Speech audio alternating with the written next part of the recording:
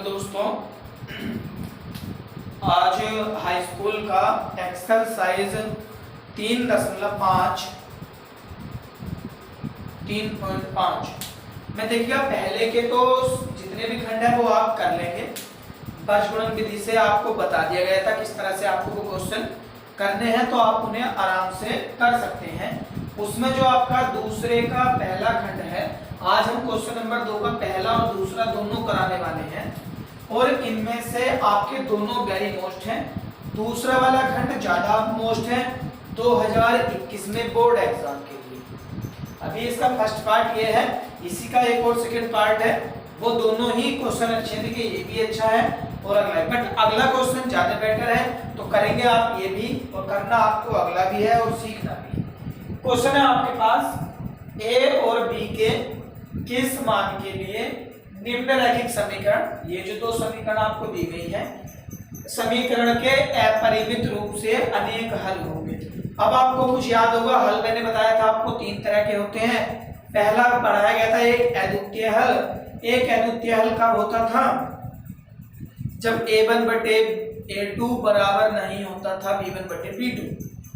एक कंडीशन थी उसके अनेक हल होने की, जब तीनों अनुपात बराबर हो रहे थे, मतलब कि a1 बटे a2 बराबर b1 बटे b2 और बराबर c1 बटे c2।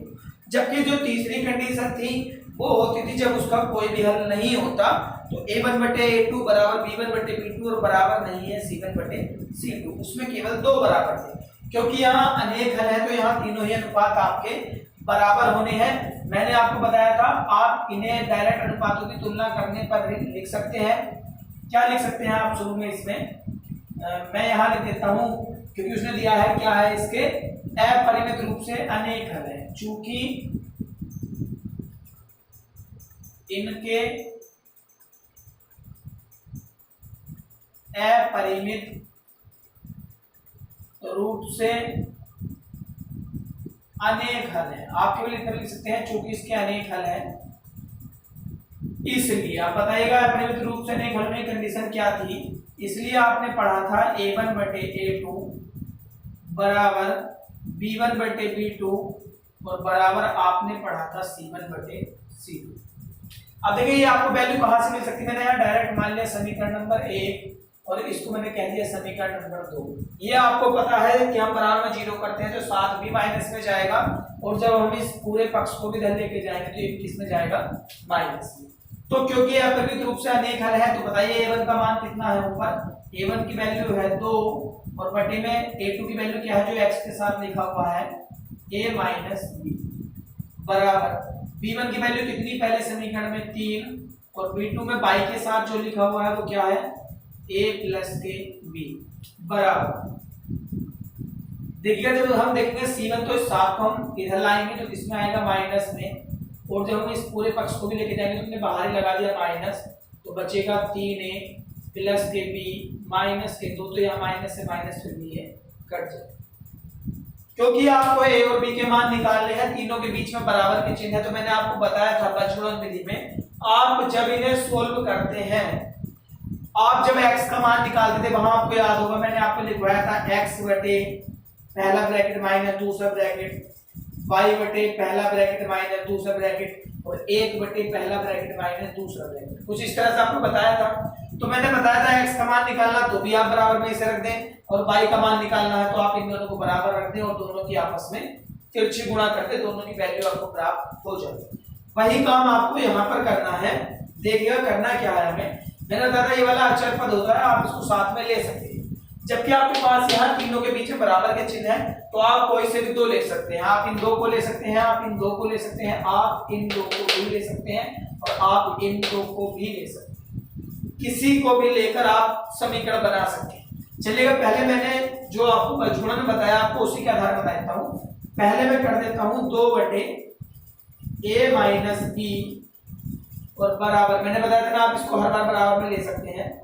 इसके बराबर भी इसे रख दीजिए और इसके बराबर भी इसे रख दीजिए। बटे में कितना है? 3a प्लस के b माइनस के 2। क्या करते हैं आप? तिरछी गुणा करते हैं। 7 की गुणा करें तो यहाँ कितना मिलेगा? 7a और माइनस के क्या मिलेगा आपको? 7b। अब आप 2 की गुणा करते हैं तो कितना मिलेगा? 2 3 6a प्लस के 2b और माइनस के 2 दूनी 4।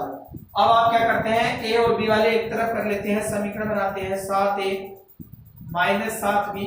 6a माइनस में आएगा, 2b भी माइनस में आएगा और बराबर में रह जाएगा आपका माइनस के 4। 7a में से 6a घटाएंगे तो आपके पास बचेगा 1a प्लस का माइनस के साथ माइनस के 2, दोनों माइनस के हैं तो माइनस के हो जाएंगे 9b और बराबर है माइनस के 4। और ये आपको प्राप्त होगी समीकरण नंबर 3। क्योंकि हमने 1 और 2 ऊपर मान लिया, नहीं मानते तो इसको हमें 1 मान सकते थे। अब आपने फिर से करा, आप क्या करेंगे, आपने पहले इन दोनों को लिया था, अब आप इन दोनों को ले सकते हैं, आप इन दोनों को भी ले सकते हैं, आपकी इच्छा। तो अब आप पुनः करते हैं एक बार फिर से। आपने लिखा 3 बटे a प्लस बी और इस बार साथ में फिर इसी को लिया बराबर में 7 बटे 3a प्लस के बी और माइनस के 2। जब आपने इनकी फिर से क्रॉस मल्टीप्लाई की तो देखिएगा, आप पहले किसी की गुणा कर ले, चाहे ऊपर के नीचे या नीचे के ऊपर। मैं उसकी गुणा कर लेता हूं जिसका मान ज्यादा होता है, ताकि समीकरण में शुरू में माइनस का चिन्ह ना आए। देखिए आप यहाँ करेंगे तो 3 3 9 और यहाँ करेंगे तो 7, कौन सा वाला बड़ा है 9 वाला। आप किसी की भी कर ले, कोई भी अंतर नहीं आने वाला। तो आपने किया 3 3 9a प्लस के 3 की गुणा b में करेंगे तो 3b और 3 की गुणा 2 में करेंगे तो माइनस के 6 बराबर। आपने की 7 की गुणा तो आपको मिलेगा 7a प्लस b में करेंगे तो आपको मिलेगा प्लस के 7। पक्षांतर आप करते हैं तो आपने 9a को यहीं रहने दिया प्लस 3b को भी यहीं रहने दिया, 7a आएगा माइनस में और 7b भी आएगा माइनस में और ये माइनस का 6 बराबर के बाद कहाँ जाएगा, प्लस में। तो क्या बनेगा आपके पास, 9 में से 7 घटाएंगे आपके पास बचेगा 2a और प्लस के 3b माइनस के 7 भी कितने हो जाएंगे, माइनस के 4b और बराबर में है 6 और समीकरण नंबर यहाँ आपके पास होगी 4। अब आप इसके बाद क्या करते थे, आपको अच्छे से पता होगा। जैसे पहले समीकरण आपके पास x और y के रूप में होती थी और आप उनको सरल करते थे तो आपको यहाँ x और y के मान ही प्राप्त होते थे। यहाँ प्रश्न में दिया गया है a और b के मान। अब समीकरण किसमें है, पहली समीकरण में भी आपके पास a और b चला हुआ है और इस समीकरण में भी a और b के पदों में है। तो जब आप इन्हें सोल्व करते हैं तो आपको आंसर भी a और b के ही मान प्राप्त होते हैं। अब आप क्या करते थे, विलोपन विधि में आपको याद हो, इसमें है a और इसमें है 2a, तो एक जैसा बनाना है तो इसमें क्या कर देते हैं हम 2 से गुणा। क्या कर देते हैं हम कि हम इस वाले समीकरण में कर देते हैं 2 से गुणा। कैसे गुणा करनी है आपको, तो 2 की गुणा लिखेंगे किस तरह से, आपको याद होगा कि समीकरण 3 में गुणा किससे कर रहे हैं, 2 से, और बाद में क्या करते हैं, दोनों को घटाते हैं और यहाँ कर लेते हैं हम समीकरण 4 में कुछ भी नहीं कर रहा है और दोनों घटाने का मतलब माइनस करने का। चलिएगा 2 से गुणा करवा दीजिए, कितना आने वाला है यहाँ पर 2a, 2 की गुणा 2 में करते हैं तो आपको मिलता है 2 9 18b और बराबर आपको मिलता है 2 चौके 8 माइनस। दूसरी समीकरण को आप ऐसे ही लिख लेते हैं 2a माइनस के हैं 4b और बराबर में है आपके पास 6। आप करते हैं दोनों को घटाने पर, तो अब आपको अच्छे से याद हो, घटाने पर सबसे पहला काम चिन्ह बदलते हैं। तो यहाँ प्लस है तो माइनस, माइनस है तो प्लस और प्लस है तो माइनस, ये वाले आपके हमेशा कट जाते। प्लस के हैं माइनस के 18 है, प्लस के 4 है, कितने बचेंगे आपके पास, माइनस के 14 और माइनस के 8 माइनस के 6 जोड़ के भी लिख दोगे माइनस के 14। तो b बराबर आपको मिलेगा माइनस के 14 और बटे में भी आएगा माइनस के 14, माइनस से माइनस और 14 से 14 कितनी बार कट जाता है, एक बार। तो आपको प्राप्त हो जाता है b बराबर 1। अब क्योंकि b का मान मिल चुका है, किसका और निकालना है a का, तो आप इसे चाहे तो समीकरण 1 से कर दें, 3 से कर दें या समीकरण 4 से कर दें, कोई भी अंतर नहीं रहना। तो हमने किया समीकरण नंबर 3 से, जिस समीकरण से करते हैं उसी को लिख लेते हैं a माइनस के 9b और बराबर माइनस के 4। a की जगह मान निकालना है 9 ऐसे ही, b की जगह आपने रखा है 1 बराबर माइनस के 4। यहाँ से मिलेगा a माइनस के 9 बराबर माइनस के 4 और बताइएगा ये माइनस के 9 किस में जाने वाले हैं, प्लस में। और जब आप 9 में से 4 घटाते हैं तो कितना बचेगा, 5, किसके प्लस के ही बचेंगे। तो अतः है आपको जो प्राप्त होगा वो a बराबर 5 और b बराबर 1 प्राप्त होगा और यही इस प्रश्न का आंसर है। उम्मीद करता हूँ कि दोस्तों आपको ये प्रश्न बड़े आसानी से बड़े अच्छे से समझ में आया होगा। हमने कुछ नहीं किया है, देखिए उसने इसमें खुद ही दिया था अनेक हल, और जब अनेक हल होते हैं तो तीनों की वैल्यू बराबर होती है। तो आपको इसे भी 2 बार करने हैं, पहले आप इन 2 को बराबर कर ले, बाद में इन 2 को बराबर कर ले, या आप इसके साथ इसे ले लें, इसके साथ इसे ले लें, या आप इसे और इसे ले लें और एक बार फिर आप इसे और इसे ले लें, तब भी आप सोल्व करते हैं तो आपको 2 समीकरण प्राप्त होती हैं। वो कोई सी भी हो सकती है, आप कोई से भी लेकर सोल्व कर सकते हैं। आप पहले गुणा ऊपर के नीचे कर सकते हैं, पहले नीचे वाले को ऊपर कर सकते हैं, कोई भी अंतर नहीं आने वाला, बशर्ते आपने बिल्कुल सही सही सोल्व किया। चिन्ह सहित यदि आप बिल्कुल सही सही सोल्व करते हैं तो आपके आंसर हमेशा बिल्कुल सही है। चलिएगा, एक क्वेश्चन और है भी इसी का ही दूसरा पार्ट, और कल वाले दिन में ये वाला चैप्टर आपका फिनिश हो जाएगा 3.5। कल नहीं, अगली 2 वीडियो में, क्योंकि इसके 5 खंड और बचेंगे। तो एक दिन हम 3 खंड कराने वाले हैं और एक दिन उसके 2। आपको एक दिन में बहुत कम काम मिल रहा है, तो इतना काम का रिवाइज करना कोई भी भारी बात नहीं है आप सभी के लिए। बहुत आसान है कि आप इतने से चैप्टर को, ये जो मैं 10 से 15 मिनट की वीडियो आपको देता हूं, आप इनको अच्छे से रिवाइज करते रहें, बहुत ज्यादा आपको इनसे मदद मिलने वाली है। अगला क्वेश्चन क्या है आपके पास इसी का, जो दूसरे का दूसरा खंड देखिएगा, और मैं ये बता देता हूं आपको कि दूसरे का दूसरे पे आप डाल सकते हैं इस बार 2021 के लिए वेरी वेरी मोस्ट बोर्ड के लिए। वो क्या है आपके पास, इसमें दिया गया है के किस मान के लिए, के किस मान के लिए निम्न रैखिक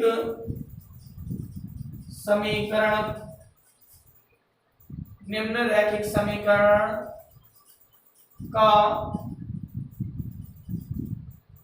कोई हल नहीं है।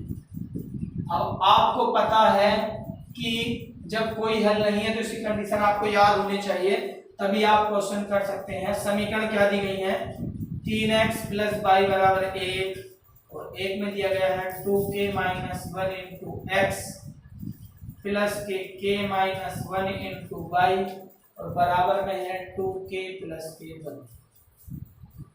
मैंने आपको ये भी बताया हुआ कि आप इनको बराबर में 0 भी बना सकते हैं या करके, या आपको अच्छे से पता है कि अब जब आप इसको 1 को इधर लाएंगे तो ये भी बराबर में माइनस में आएगा, और 2k + 1 को भी लाएंगे तो भी किस में आएगा, ये माइनस में आएगा। चलेगा, आपको करना क्या है कि जो आपको दिया था आप एग्जाम में दोनों समीकरण ऐसे लिख लेते हैं।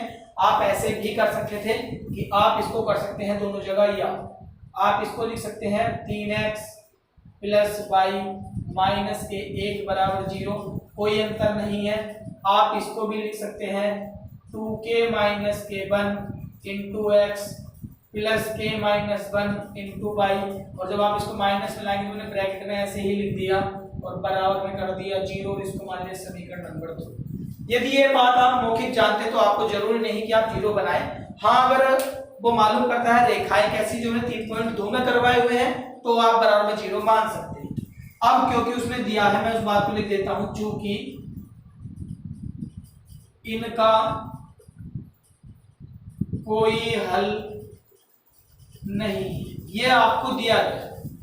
जब कोई हल नहीं होता तो चूंकि के बाद लगाते हैं आप, इसलिए यदि 2 बिंदु ऊपर हो, एक बिंदा नीचे हो, तो इसे हम कहते हैं चूंकि, और जहां भी चूंकि लगाते हैं उसके बाद तुरंत प्रयोग करते हैं हम इसलिए होता है, चूंकि का उल्टा होता है इसलिए। तो यहाँ एक बिंदा ऊपर हो जाता है, 2 बिंदु नीचे।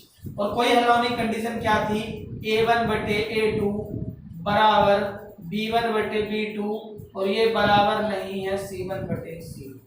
तो देखिएगा, जो बराबर नहीं है आपको उसको सोल्व नहीं करना, आपको केवल जो बराबर है आप उनसे सोल्व कर देते हैं। अतः आपके काम का क्या है, a1/a2 बराबर b1/b2। बस आप इस सवाल को इसी से सोल्व कर दें, क्योंकि हमें इसमें k का मान निकालना है। k का क्या मान नहीं है वो नहीं निकालना, तो आप इसको ना लें, केवल आप जो बराबर है उन दोनों से सोल्व कर दें। अब बताइएगा a का मान कितना है, पहले समीकरण में 3, a1 का मान 3, और नीचे a2 का मान क्या है आपके पास, ये देखिएगा आपके पास लिखा हुआ है कितना, 2k - k1 बराबर b1 का मान आपके पास कितना था, यहाँ देखिएगा कितना है y के साथ 1 और बटे में b2 का मान आपके पास कितना है, तो वो कितना है हमारे पास k माइनस k पर। क्योंकि हमें केवल k का मान निकालना है तो क्या करेंगे, दोनों की हम तिरछी गुणा, तो 3 की गुणा जब इसमें करते हैं तो आपको मिलता है 3k और माइनस के 3 ही कहना 3 बराबर का चिन्ह आप ऐसे लगा लेते हैं, अगर एक में किसी की गुणा करते तो वही मान प्राप्त होगा। के वाले एक तरफ कर लेंगे तो 3k और ये 2k किस में आएंगे आपके प्लस के हैं तो माइनस में, माइनस का एक अपनी जगह और ये माइनस के 3 कहाँ जाने वाले हैं प्लस में, 3k में से 2k घटाते हैं तो बचता है 1k और माइनस का 1 प्लस का 3, जब 1 माइनस 1 प्लस तो घटाते हैं 3 में से घटाएंगे 2 और किसके रहेंगे, क्योंकि प्लस के जाता है तो मान प्लस में ही रहेगा। और यही है आपका इस सवाल का आंसर। अगर ये आपका एग्जाम में आता है तो देखिएगा 2 से 3 नंबर में आता है, 2 से 3 नंबर।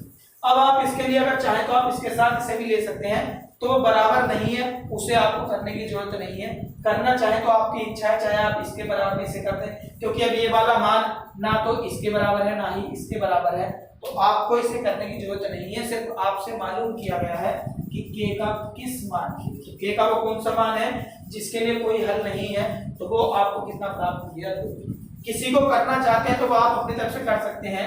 आपको मिला था 3/2k माइनस k1 और मैं यहाँ कर दूं बराबर नहीं है कितना, तो कितना था ये c का मान माइनस का 1 बटे में माइनस के 2k प्लस k1, यहाँ माइनस से माइनस आपने काट दिया।